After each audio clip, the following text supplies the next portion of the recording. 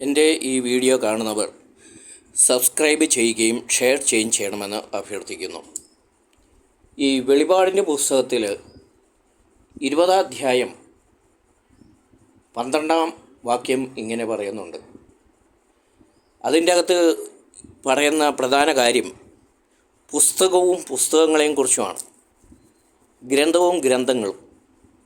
എന്താണ് ഗ്രന്ഥമെന്നും എന്താണ് ഗ്രന്ഥങ്ങൾ എന്നും വളരെ വ്യക്തമായിട്ട് ഈ ഭാഗത്ത് പറയുന്നുണ്ട്. അതിപ്രകാരമാണ്: ഗ്രന്ഥങ്ങൾ തുറക്കപ്പെട്ടു, മറ്റൊരു ഗ്രന്ഥവും തുറക്കപ്പെട്ടു, അത് ജീവൻ്റെ ഗ്രന്ഥമാണ്. ഗ്രന്ഥങ്ങളിൽ എഴുതപ്പെട്ടിരിക്കുന്ന പ്രവൃത്തികൾക്കനുസൃതം മരിച്ചവർ വിധിക്കപ്പെട്ടു. അപ്പോൾ അവിടെ ആദ്യത്തെ ഗ്രന്ഥം എന്ന് പറയും, ഗ്രന്ഥങ്ങൾ തുറക്കപ്പെട്ടു എന്ന് പറഞ്ഞു കഴിഞ്ഞാൽ ഓരോ മനുഷ്യൻ്റെയും മനസ്സാക്ഷിയിൽ അവൻ ചെയ്തിരിക്കുന്ന നന്മ തിന്മകൾ ദൈവം എഴുതി വച്ചിട്ടുണ്ട്. അതെല്ലാം രേഖപ്പെടുത്തി വച്ചിട്ടുണ്ട്. അതാണ് ഗ്രന്ഥങ്ങൾ എന്ന് പറയുന്നത്. മറ്റൊരു ഗ്രന്ഥം എന്ന് പറഞ്ഞു കഴിഞ്ഞാൽ ജീവൻ്റെ ഗ്രന്ഥം എന്ന് പറഞ്ഞു കഴിഞ്ഞാൽ നിത്യജീവനിലേക്ക് പ്രവേശിക്കുന്നവരുടെ പേരുകൾ എഴുതി ചേർക്കപ്പെട്ട ഗ്രന്ഥമാണ് ജീവൻ്റെ ഗ്രന്ഥം. ഈ രണ്ട് ഗ്രന്ഥങ്ങൾ തമ്മിലൊരു വ്യത്യാസമുണ്ട്. ഈ ഗ്രന്ഥങ്ങൾ എന്ന് പറയുന്നത് ഓരോ മനുഷ്യനും ചെയ്തിരിക്കുന്ന അവനവൻ്റെ നന്മ തിന്മകളുടെ പ്രവർത്തികൾ എല്ലാം രേഖപ്പെടുത്തിയിരിക്കുന്ന ഗ്രന്ഥമാണ്. അതേക്കുറിച്ച് പറയാൻ കാരണമെന്ന് വെച്ച് കഴിഞ്ഞാൽ, ഞാൻ ഈ വെളിപാടിൻ്റെ പുസ്തകമൊക്കെ വായിച്ച് ഇടയ്ക്ക് ചെറുപ്പത്തിൽ തന്നെ എനിക്കിങ്ങനെ ഒരു ദർശനം ഉണ്ടായിരുന്നു. അതായത് ഈ അന്ത്യവിധിയുടെ ദിവസം ദൈവം ഓരോ മനുഷ്യനെയും വിളിച്ച് ഉയർത്തി നിർത്തി, എന്നിട്ട് അവരുടെ നന്മകളും തിന്മകളും പരസ്യമായി ഉറക്കെ വായിക്കുന്ന ഒരു ദർശനം എനിക്ക് കിട്ടി. അപ്പോൾ ഞാൻ കാണുന്ന ഇതാണ്. ഒരു ഗ്രന്ഥം എന്ന് പറഞ്ഞു കഴിഞ്ഞാൽ ഞാൻ കാണുന്ന ചുരുളാണ്, ഒരു വലിയ ചുരുൾ. എൻ്റെ പേരിലുള്ള ചുരുൾ ഇങ്ങനെ നിവർത്തിയിട്ട് എൻ്റെ പേര് ഉറക്കെ വിളിച്ചു പറഞ്ഞിട്ട് ചെയ്ത നന്മകളും തിന്മകളും ഉറക്കെ ദൈവദൂതൻ വായിക്കുന്നതാണ് ഞാൻ കേട്ടത്.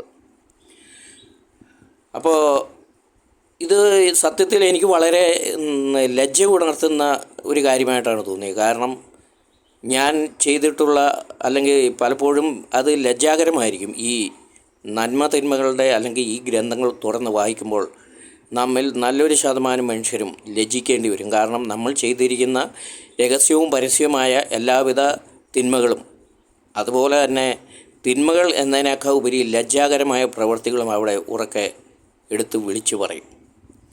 ആ കാര്യം ഓർത്തപ്പോഴാണ് എനിക്ക് വളരെയധികം ഭയത്തേക്കാൾ കൂടുതൽ ലജ്ജയാണ് തോന്നിയത്. കാരണം വളരെ മാന്യൻ, വളരെ നല്ലവൻ എന്നൊക്കെ കരുതപ്പെട്ടിരുന്ന ഞാൻ, അല്ലെങ്കിൽ എൻ്റെ കാര്യങ്ങളൊക്കെ പരസ്യമായിട്ട് ഞാൻ ചെയ്ത തിന്മകൾ, ലജ്ജാകരമായ പ്രവൃത്തികളൊക്കെ ഇങ്ങനെ വിളിച്ചു പറയുമ്പോൾ മറ്റുള്ളവരുടെ മുമ്പിൽ അല്ലെങ്കിൽ ഈ മനുഷ്യരുടെ മുമ്പിൽ ലജ്ജിച്ച് തല താഴ്ത്തി നിൽക്കേണ്ട ഒരു അവസ്ഥയെക്കുറിച്ചാണ് എൻ്റെ മനസ്സിലേക്ക് വന്നത്. അപ്പം ഞാൻ ഈ ചെറുപ്പത്തിൽ കണ്ട ഈ ദർശനം പിന്നീട് പലരും ഇങ്ങനെ ദർശനത്തിൽ കണ്ടതായിട്ട് പിന്നീട് ഞാൻ സാക്ഷ്യങ്ങൾ കേട്ടിട്ടുണ്ട്. അവർക്ക് ഇതുപോലെ തന്നെയുള്ള ദർശനങ്ങൾ ഈശോ കൊടുത്തിട്ടുണ്ട്. അപ്പോൾ ഈ ഗ്രന്ഥങ്ങൾ എന്ന് പറയുന്നത് നിസ്സാര കാര്യമല്ല. നമ്മുടെ ഓരോരുത്തരുടെയും നന്മ തിന്മകൾ വ്യക്തമായിട്ട് അതിൽ രേഖപ്പെടുത്തിയിരിക്കും. അതുപോലെ തന്നെ ഈ ഗ്രന്ഥത്തിൻ്റെ വേറൊരു പ്രത്യേകത എന്ന് വെച്ച് കഴിഞ്ഞാൽ, നമ്മൾ ചെയ്ത നന്മയുടെയും തിന്മയുടെയും തീവ്രതയുണ്ട്. അതായത് നമ്മൾ എത്ര ആഗ്രഹത്തോടെയാണ് നമ്മൾ ഒരു നന്മ ചെയ്തത് എന്നുള്ളതിൻ്റെ ഒരു തീവ്രമായ ഒരളവ് പോലും, ആ തീവ്രതയുടെ ഒരളവ് പോലും. അതുപോലെ തന്നെ നമ്മൾ എന്തിനു വേണ്ടിയാണ്, അതായത് മറ്റുള്ളവരെ കാണിക്കാൻ വേണ്ടിയാണ് ഒരു നന്മ ചെയ്യുന്നതെങ്കിൽ അതും അവിടെ കൃത്യമായിട്ട് രേഖപ്പെടുത്തും. നമ്മൾ ആത്മാർത്ഥമായിട്ടാണ് ചെയ്തിരിക്കുന്നതെങ്കിൽ അതും അവിടെ രേഖപ്പെടുത്തും. ജീവൻ പോലും അവഗണിച്ച് ചെയ്ത നന്മ പ്രവർത്തികൾക്ക് പ്രത്യേകം അവിടെ ഒരു തീവ്രമായിട്ടുള്ള ഒരു അടയാളം അവിടെ ഉണ്ടാവും. ഇതുപോലെ തന്നെയാണ് തിന്മകളുടെ കാര്യത്തിലും. ഈ തിന്മകൾ ചെയ്യുമ്പോഴും നമ്മൾ ചെയ്യുന്ന വളരെ ആഗ്രഹത്തോടെ ചെയ്യുന്ന തിന്മകളുണ്ട്, മനസ്സോടെ ചെയ്യുന്ന തിന്മകളുണ്ട്, അങ്ങനെ എന്തും വരട്ടെ എന്ന് കരുതി ചെയ്യുന്ന തിന്മകളുണ്ട്. അങ്ങനെയൊക്കെ പല തീവ്രതയുള്ള നന്മകളും തിന്മകളും ഉണ്ട്. ഇതെല്ലാം കൃത്യമായിട്ട് അവിടെ വിളിച്ചു പറയും.